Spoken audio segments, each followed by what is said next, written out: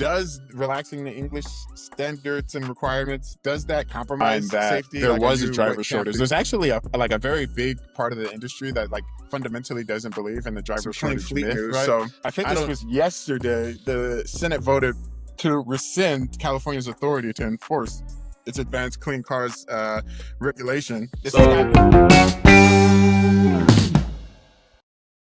Welcome back to another episode of Shift Happens with myself, Darrion Williams, CEO of JNS Trade. Tal Singh, COO, JNS Trade.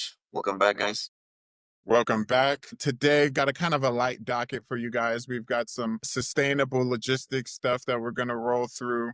We're also going to talk about the English proficiency test in trucking that is kind of coming and probably going to get implemented largely across fleets around the country.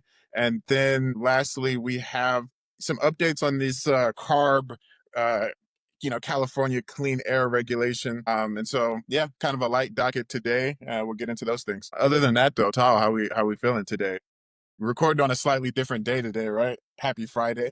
Let's change things up a bit, But yeah, there's a lot of things happening pretty fast with this government. Seems like, right? Democrats, they throw out some rules out there, but they don't really enforce it, right? But this time around, a lot of people are thinking, "Oh, it's just nothing new." But I definitely think, people on Twitter, people like tagging Sean Duffy and people in the department and really getting their attention for a change, right? And to weed out the bad actors and truckers, brokers. I mean, there's bad actors in every department, but definitely, I think now with technology, people are getting the government's attention and finally they're taking action on some of these things, which I think definitely will help eventually to everybody in the business. I think like our messaging internally has been, this is ultimate. It's adds kind of extra layers of complexity to us, but I think ultimately it leads to a balance in that supply demand kind of imbalance that kind of has been leading to more constrained rates, particularly over the road in the last few years. So I'm looking at it as like it's going to be a net good thing, good for rates, good for safety, first and foremost. I know there's kind of conflicting ideologies there. Some people say, oh, well, the drivers that don't speak English are safe. Some people, there's a lot of news articles that we'll read or news stories that we see that imply that, there's some guy who barely had a CDL, who didn't speak the language well, who crashed into a family and killed them. So, there's going to be, I think on any issue, just like any issue, there's going to be people who are taking kind of multiple sides and have a strong opinion about it, right? But ultimately, I think it's going to end up being kind of something that's best for the industry. I think we might as well just kind of dive into their kind of the safety and proficiency kind of portion of this thing, right? So one thing that we did there, really, as soon as the executive order dropped, right, we spun up kind of an internal test that was remarkably easy to do now, kind of with the technology that's available. And we were able to put together a test and then run all of our drivers through that test. I think we have about 80% of the drivers through it at this point. And I don't know if anyone hasn't passed the test, which I think is good for us. And it shows that we had been doing the right thing all along, but it's good to like know, to have like all of the actual data. 100%. I love a little peace of mind. So kind of good to know those things. And, I think ultimately there's you know, some people are taking the stance that like, hey, this is going to create more of a driver shortage, right? And you could argue that the people who weren't enforcing this thing were operating from that frame of mind that there was a driver shortage. There's actually a very big part of the industry that like fundamentally doesn't believe in the driver shortage myth, right? I don't necessarily know where I land on it. Like, obviously, I don't think we have any problem getting drivers or getting people to kind of to haul freight for us. So it's not necessarily something that I've seen in our market. Again, it just seems like one of those things that people have a strong opinion about one way or the other. Some people think that we're deep in this like very insane driver shortage crisis, and there's other people who think that the driver shortage is ultimately a myth, right? So yeah, I mean, I think like I said earlier, going to be good for the industry. Poor English skills on the road. I don't necessarily want some person who doesn't understand road signs driving next to my family and on the highway, right? I think that that is a recipe for disaster, as we've seen kind of multiple times this year.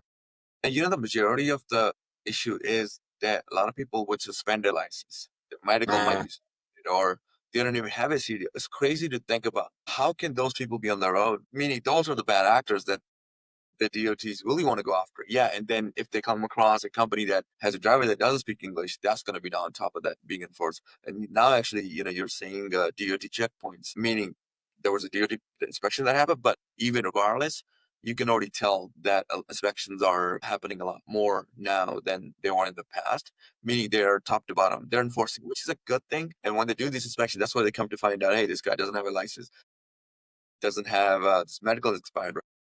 So that is definitely a big problem and has been going on. And that's one part lacking on a lot of trucking companies not really vetting their drivers or, like for example, HIPAA safety is one, right? There's tools definitely out there, but a lot of people don't utilize those tools. Or even like Samsara, I was having a updated meeting with them. They were showing me, some of these tools that they rolled out with AI. But again, very interesting stuff that we'll deep dive into as we go later in this year. But yeah, what else do we got? yeah, I think thinking about the English proficiency and the stuff in trucking, ultimately there's legal and compliance risks, right? I think there's like fleets need to kind of shift the way that they're doing things. Obviously, I think adding kind of a standardized test like we did in order to ensure that any driver you are onboarding does speak the language. Having assessments. And then, if you're kind of one of these people that's operating a fleet that may not have as many drivers that are speaking the language strong, then you probably need to invest in some like training for them so that they communicate the language at a high level and also understand all of the things that they need to understand kind of as a truck driver driving down the road with 70,000, 80,000 pounds kind of you know in a truck so that it doesn't become kind of a danger to everybody. There's a couple of questions I think that are you know lingering out there. Right? I guess and I'll just pose the question to you: does relaxing the English standards and requirements does that compromise safety? Like, what camp do you lie in? Right? There's two camps. One thinks it doesn't. One thinks it does. Where you lie there? So, if the drivers were for sure, they need to be able to top to bottom. So here's my mindset, right? So it all starts with how are those people that don't even speak English able to get a license? That's the first question. So Very if you true. go into a DMV, you will see that the first problem is from the DMV. I'm sorry to say it, right? Because you're able to take your test in different languages, Spanish, Punjabi, and I think there's a few other languages, right? That allow you to take these tests. That's the first problem. Second, when you go to these truck schools, I don't think that the regulations are there. You can easily, if I wanted to open up a truck school, right? I can go easily open up a truck school. There's no, Uh, just like how we're regulated within the trucking industry. Brokers are, yeah, but they're not regulated as much. Truck schools, not regulated as much. So meaning there's definitely cracks in every area of the business. So that's the first step. DMV, truck schools. It's crazy. You can get a CDL within 2 weeks by going to some of these truck schools. And that should not be the case. And, that's great. Just to that. Like, how long did it take you to get your CDL when you got it? um, okay, story time. In 2010, I went to a truck school, right, to get my CDL, right? Coming up, so I'm driving the truck, and we owned a small grocery store family business. And at that time, we were not making a lot of money. I was barely making $1,200 a month, working 7 days, which was crazy to think about in 2010. And I was like, man, I'm breaking my back here working at the store. Like, I can't live off $1,200 a month. Like I need to, make up. And then you used to hear the stories drivers were making, three to four to $5,000 a month, which was like, wow, that's a lot of money, right? Life changing. So, and then saw my dad, driving a truck. Well, he owned a truck actually. He was owner operator back in the day.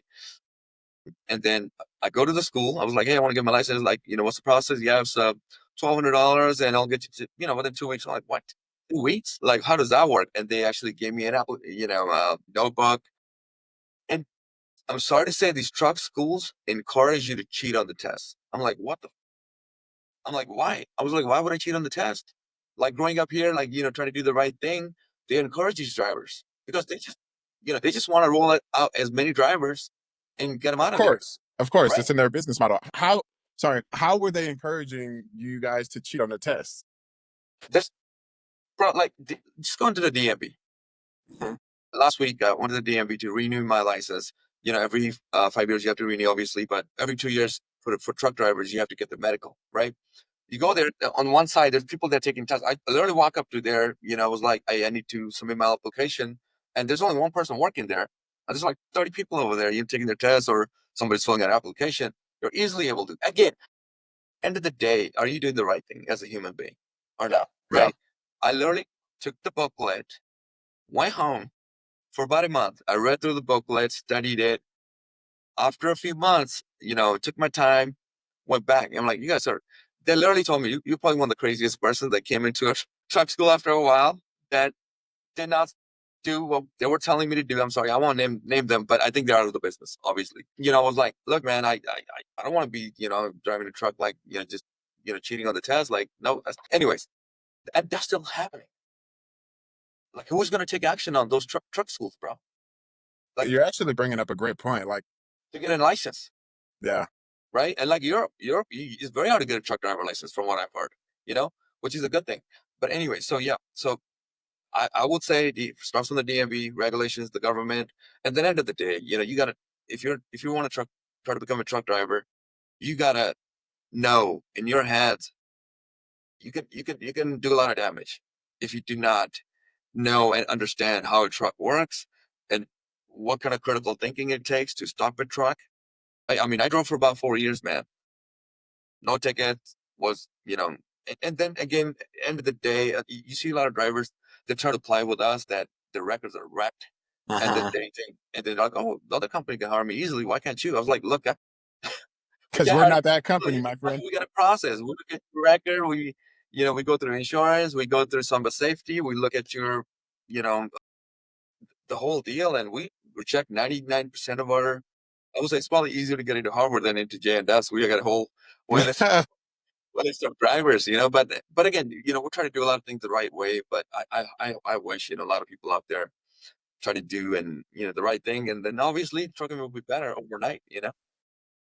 I think there's an interesting thing that you're touching on there, which is like, and it goes on to kind of maybe the next question, which is like, how do we as an industry fix this thing, right?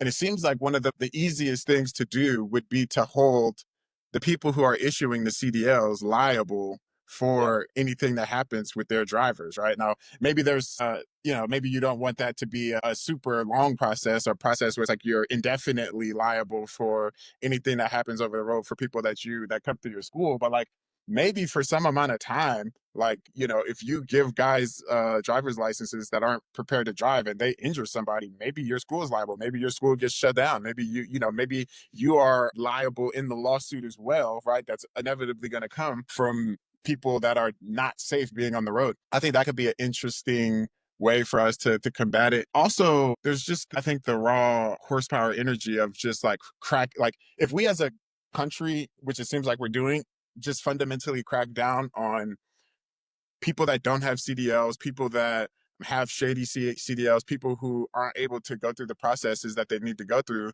I think we could go really a long way in helping the industry, right, with the supply and demand dynamics that happen in freight, and then keeping the roadways safe, which I think should ultimately be our number one goal, right? Like, there's a lot of people who are like hemming and hawing, and they're like, oh well, what about inclusivity, or what about some, things of this nature. And I don't know if the inclusivity argument lands with me. Like, am I going to care how inclusive everyone was being if my car gets hit by a guy with 80,000 pounds and like my whole family dies? yeah, I don't care how inclusive you guys were being. And inclusivity is ultimately like at the bottom of it's below my line, right? yeah. It's below my line of things that I care about when it comes to someone having the ability to drive a truck safely in this country. And it's just not even, like, yeah, to be honest, I would not be comfortable driving in front of a truck because not knowing what sort of driver is there, right? Yeah. That's driving the truck. And another thing is a lot of times, fleet preventative maintenance, meaning Uh-huh. if you're right next to a truck driving, like you see a lot of times cars fly by you, sometimes they're concerned, right? Because tire can blow out at any time with that kind of, because a lot of people in the industry, like we try not to, do overweight loads, right? And even though there's permitting involved and stuff like that, the damage it can do to a truck, the damage you can do to somebody else on the road, and a lot of times we recommend to our customers, hey, transload. Your load is 60,000 pounds, right? Like we get so many emails a day. And do you see how many people are trying to move a 50 to $60,000 pound? We just won't do it. We're like, "Hey, we'll pull it out, we'll transload it for you and put it on 2 truckloads." And I'm sorry to say, but a lot of trucking companies and brokers if you're moving a load that's 60,000 pounds and that truck rolls over or you cause an accident, everybody top to bottom that's involved, the trucking company, the broker, the customer, the freaking chassis provider, the truck, whatever the hell, right? That family is going to go after all of you guys. Let's just And they don't. should. Yeah. Well, it kind of goes back to the supply and demand dynamics. If there's a bunch of drivers who and companies that are willing to scrape the bottom of the barrel because they have like ultimately the cheapest labor because they're not being as they don't have insurance, they're not being compliant. They don't care how much they're over 100,000 pounds, right? Like who cares?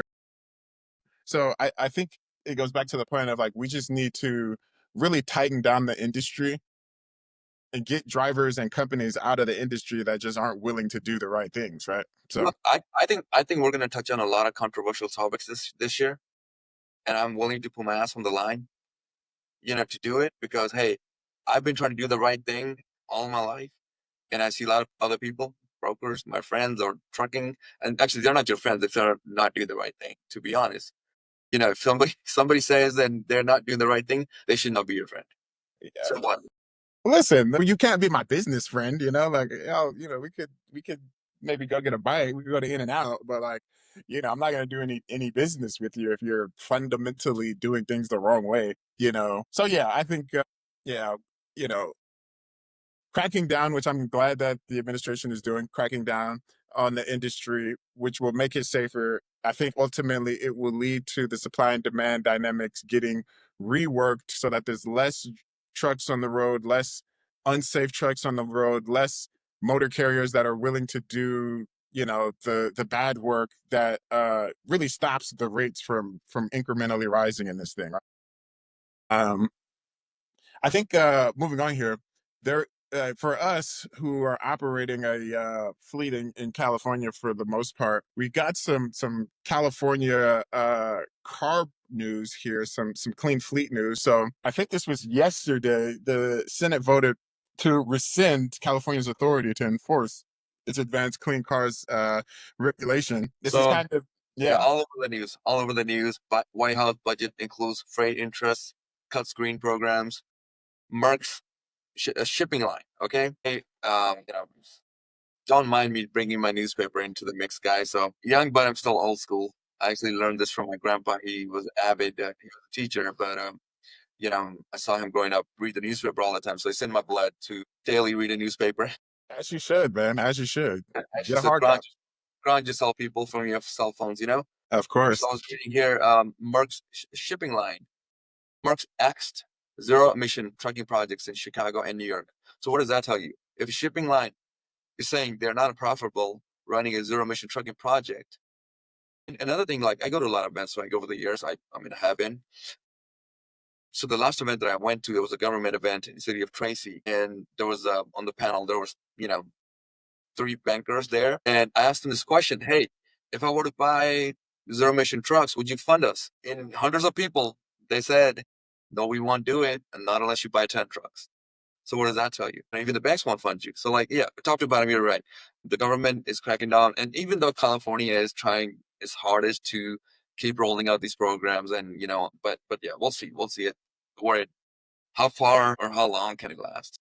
Well, we saw them kind of preemptively say that they were not going to continue to pursue this. Like after Trump was elected, I think a couple of weeks after he was elected, maybe in December or maybe early January, they just threw their hands up and said, we're not gonna enforce this stuff as strong anymore. And I think they were trying to get ahead of it, if you will, and stay out of Trump's way.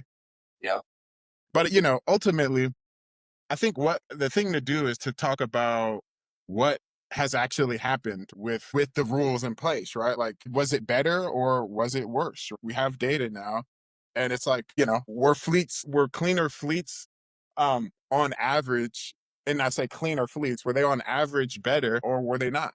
And I think it's worth noting as well that like these trucks are always all the time getting more efficient, right? It's not 1979 and they're, like every year, every time there's a new drivetrain, every time there's new, manufacturing processes with these vehicles, like they get better. So over time, the efficiency is just going up on them. I don't think there needs to be these arbitrary artificial rules that say, hey, by this time we need to have all electric vehicle fleets, right, or whatever, because it just doesn't work.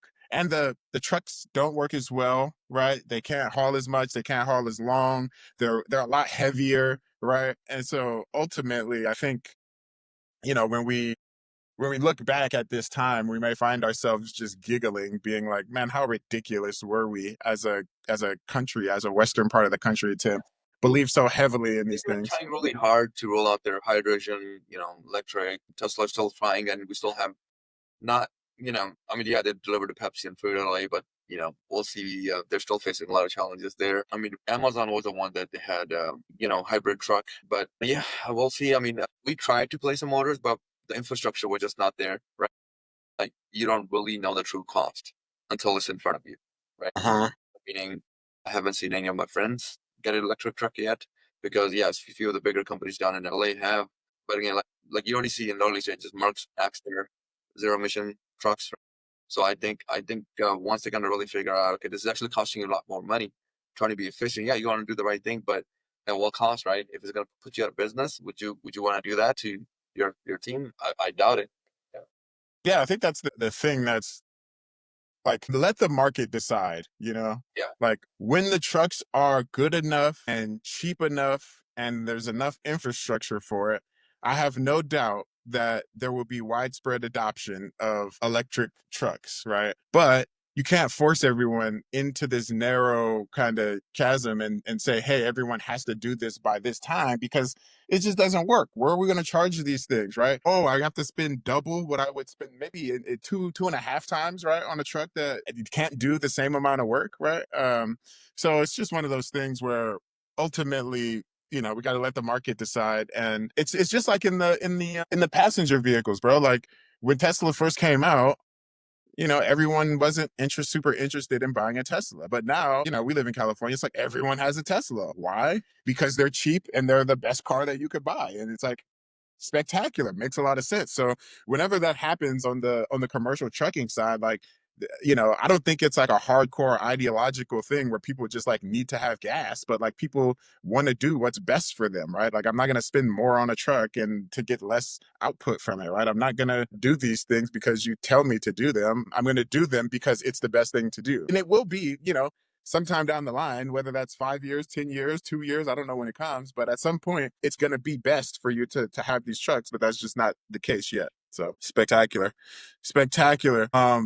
And then I guess this kind of dovetails into kind of sustainable logistics, customers and really it seems like everyone for the last couple of years has been very focused on having sustainable supply chains. I think that obviously the thing we just touched on, battery electric vehicles and more efficient vehicles play a part in it. But, I think the thing that gets left out of the conversation is like, it's just like operating well, right? Like route optimization, right? Like managing your operation in a way that there's just not such widespread waste, I think is an efficient way to get there and to just be more efficient ultimately, right? And so there's going to be, a lot of stuff that happens in terms of cleaner fleets. And, I don't know how much further we're going to go into the ESG mandate stuff. It seems like that stuff failed on some level and may not be back until it is a viable option. I think we tried, everyone tried, we looked at it as a we really looked at it as a world, right? And we gave that like a super, like there was 8 years of like, hey, ESG, ESG, ESG, everything. It didn't kind of live up to the hype. Yeah. And we need gas, we need coal, we need energy. And if we don't have these things, we're not going to prosper as a society ultimately, right? So, you want sustainable supply chains, be more efficient with your operations, right? Yeah. Optimize your routing, make sure that you are really doing everything you can to get the maximum amount of kind of the work that you're doing. And I would say that that is probably going to be just as good as like, some of these other initiatives. So, Alicia, do we have any other questions? Alicia, you had me dying laughing whenever you posted that thing in the Slack about me being so tired last week. So I had to have an extra coffee this morning, to lock us in. Yeah, you were tired last week, man. I hope you had some better sleep this week. Hey, hey, hey! Sometimes your big dog get tired. No, let them see me tired, okay? So they know that we're grinding over here, okay? We're putting in that work, okay? Of course. Let them know we're getting this work in, okay? You want to know what's happening with your supply chain? We're up. We're popping. We're managing it. We're making sure everything's good, getting where it needs to be, in the most efficient way possible. Okay, might we add? Okay, yeah. If you want to just throw some questions at us before we hop off here, if you have anything, yeah. Yeah, yeah, personal experience. Yeah, yeah. Again, I think storytelling. Yeah, yeah, definitely. I agree. With the storytelling part is, I've been in trucking, I would say, all my life. Growing up, I saw my, mom's brothers in trucking, and then, my dad got into trucking, and then, I got into trucking in 2010. And then there's just a lot of stories out there. I wish I could share them all, but I think as we get deeper into the year, I will try to, while I'm trying to run a trucking company and warehousing business, we have a lot of things going on, and we try our best to allocate some time to record and share our stories. But you're definitely right. Yeah, if you guys have any question over the years, I could definitely would love to share more stories with you guys all out there, because again, those are experiences that I had while driving on the road in the early stages. I mean, JN actually failed, guys. So a lot of people that give up on business, you know why? What the main reason is? Because you fail. You fail 90% of the time in the things you do, right? In any business, you're gonna fail. You're gonna have failures. And that's the one reason a lot of people are afraid to give up their job, or to and again, it's not for everybody, right? It's not everybody's cup of tea It to hurts. be a business owner. It's pain. It Hurt, hurts. a lot of pain, okay? A lot of pain and hours you gotta put in, right? Where, hey, if you just want to do a 9 to 5, great, that might be good for you, right? But a lot of people want to be, and especially in the United States, people want to be entrepreneurs. You see in Silicon Valley with the whole AI boom right now, everybody's launching companies. You're seeing money throwing onto the wall, pretty much right now, see for sticks, right? So yeah, so early on, J&S guys was a failing company in 2010. We opened up the company in 2010, and we actually landed a project with direct shipper. Our first project was actually a direct shipper, guys, which was crazy to think about, right? It wasn't a broker, it was a direct customer that needed our help for 3 months. So that project went on for 3 months, and then after that, we're like, holy shit, what happened here? In my early, I was like, I want to say 20-year old, and that was a learning curve for me, where I was not a truck driver at that time, right? And then looking at that, I was like, I need to get more experience on the road. I started driving the truck all over the U.S., even into Canada. A lot of people were afraid to drive cross country or even into other countries, right, like Canada. And I was like, and back in the day, it's crazy. Like on the border, as soon as you go into the border, you had to shut off your phone because it would cost you a lot of money to. Ah. For like 2 days, I would have no phone service. I would just like go there, deliver my load, and come back, tell my family, "Hey, I'm going out to Canada for 2 days." Back in the day, was, to be honest, man, was cool, right? Like Back in my day. going out distracted with social media, man. The only time I would go into social media was like when I was home once or twice a month, Uh-huh. and I would go onto Facebook or something, and then just check my messages, and then go on the road, come back after 15 days, and check my messages again. So again, you gotta have definitely, you know gonna face challenges in any business, even though right now there's a lot of challenges for us even, and we're navigating our ways into some of the problems right now with the market. But hey, I think things are getting better as long as we're on top of our things, expenses, and trying to be as efficient as possible with routes like you talked about. Definitely think trucking is a good big industry. There's a lot of moving parts. You could still make money, but you got to be really smart, effective, and yeah, it's gonna be interesting year this year. I feel like new challenges, but hey, every year get better at your Yeah, craft. 100%. Business hurts. Most of there's more like failing is part of the process, right?